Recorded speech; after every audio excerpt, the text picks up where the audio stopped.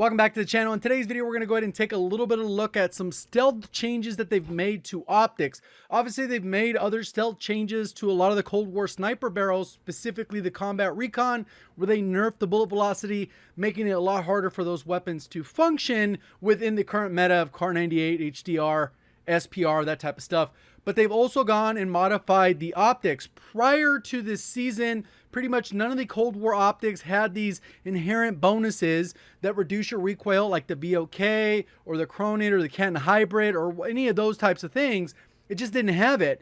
But now they've made some modifications. Obviously, before, the SUSAT gets rid of a lot of that visual recoil and just makes it look like the gun doesn't have any kick. But this is a little bit different. There's actually recoil reductions, which we'll go ahead and talk about. And then we got to do, obviously, more testing to find out how this applies to various weapons and if it's for more than just the basic optics that most people use, which are the 3X and the SUSAT multi-zoom. If you enjoyed the video, learned something new, please do me a favor, hit the like button. If you're brand new, want to find your way back, double check, make sure you subscribe with notifications on. Let's go ahead and get into it. Normally with the brand new season, I get tons of messages. It's kind of hard to filter out what has changed and what hasn't changed because a lot of these things require multiple tests and to replicate it and see if the results actually match. I was actually given a heads up about this in Discord from Alpha Anton. He posted a video on it. If you want to go ahead and check it out, there'll be a link down in the description. But he kind of gave me the heads up, and a lot of times when people do the recoil stuff, it's like, well, I look at the testing, it doesn't look right. This looked like it was pretty good testing,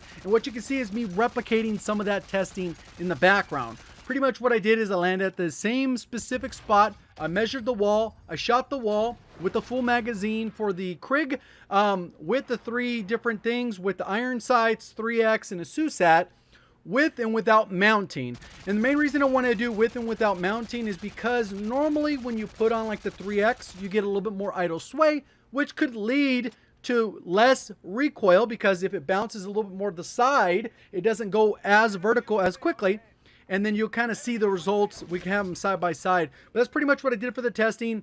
For the riot shield part of it, I mounted in the same spot. I went 25 meters, looked at the ground, put down the little barricade, mounted on the barricade on all three parts, the left, the middle, and the right, pretty much shooting the wall. And then this is what the results we ended up with. So pretty much here is the different testing. I didn't really compare the standing to mounted, primarily because there's a difference in 4 meters, so that wouldn't have been accurate. So I'm just comparing it standing by itself with the iron sights, and this is a fully loaded class setup, meaning that I have the agency suppressor, I have the barrel for bullet velocity, I have the field agent grip, and then I have the 60 round mag. So pretty much I'm using the meta loadout without the optic, and then I did it with the same thing with irons, 3X, and the SUSAT.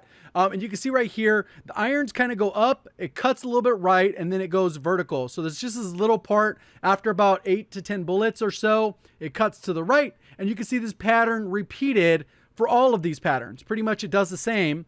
And what we can see here is if we do it with regular irons, and then versus the 3X, there is a noticeable difference. Obviously, there's a little bit more kind of like wiggle. It doesn't seem as straight vertical, but you can see right here, it ends up being around a 20% reduction to the vertical recoil using the 3X. This was not visible prior to Season 3. We've gone through, tested the optics. We didn't find this. Myself, True Game Data, I'm pretty sure Exclusive Ace, Drifter even, didn't find any differences. Maybe even Ponyhoff. I don't think anyone found any noticeable difference on a consistent basis. Obviously, there's a little bit of variety or randomness that happens with these recoil patterns because of the idle sway.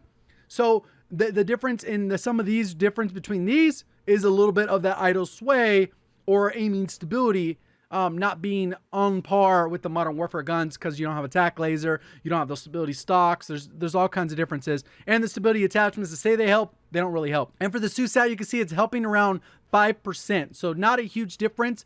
So it's kind of one of those things, it's more of a placebo effect that the 3X actually might be better. I know I just did a video saying the SUSAT is good. It's really going to come down to preference because the 3X is actually helping recoil the same way the VLK, But since you're so far zoomed in, there's going to be way more visual recoil, which can be harder to manage. So it's going to be really depending on the person. Same thing when mounted, and the mounting, that removes pretty much almost all idle sway because you lock down to a specific spot. And you can see with the irons and then with the 3X, you do get a little bit of a reduction. Not quite as much because we're removing that idle sway factor. It ends up only being around 5-6% difference. Same thing with the SUSAT, right around 5-6%, maybe a little bit more, around 8%.